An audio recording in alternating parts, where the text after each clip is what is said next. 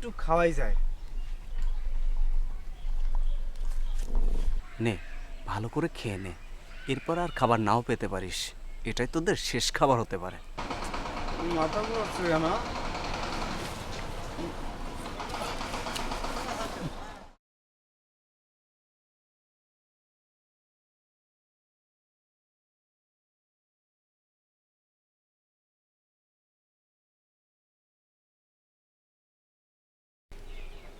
এই কি ব্যাপার, আমরা এখানে বাধা কেন?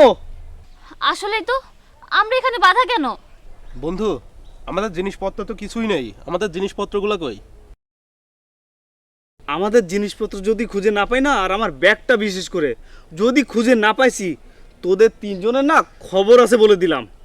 এখন কি ঝগড়াই করবেন নাকি এর একটা সমাধান বের করবেন? আমি তোদেরকে আগেই বলেছিলাম ওই লোকটার দেওয়া খাবার খাওয়ার দরকার নেই। তোরা নিজেরাও খেলি, আমাকেও জোর করে খাওয়ালি। এখন বুঝলি তো সব কিছু নিয়ে চলে গেছে।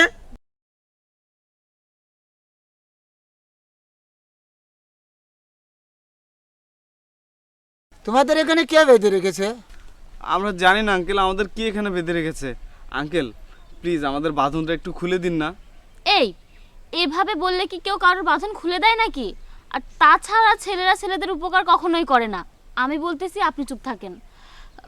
ভাইয়া বলতেছি আমাদের বাঁধনটা একটু খুলে দেন না প্লিজ। আমার কাছে কোনো ছেলে মেয়ে কোনো ব্যাপার না। যেই বিপদে পড়ুক না কেন আমি তাকে সাহায্য করব।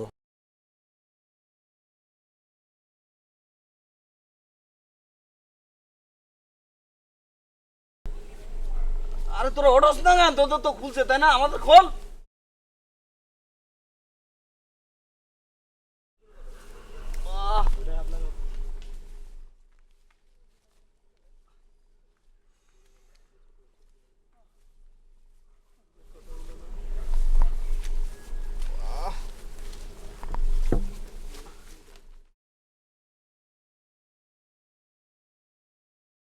আঙ্কেল আপনাকে অনেক ধন্যবাদ।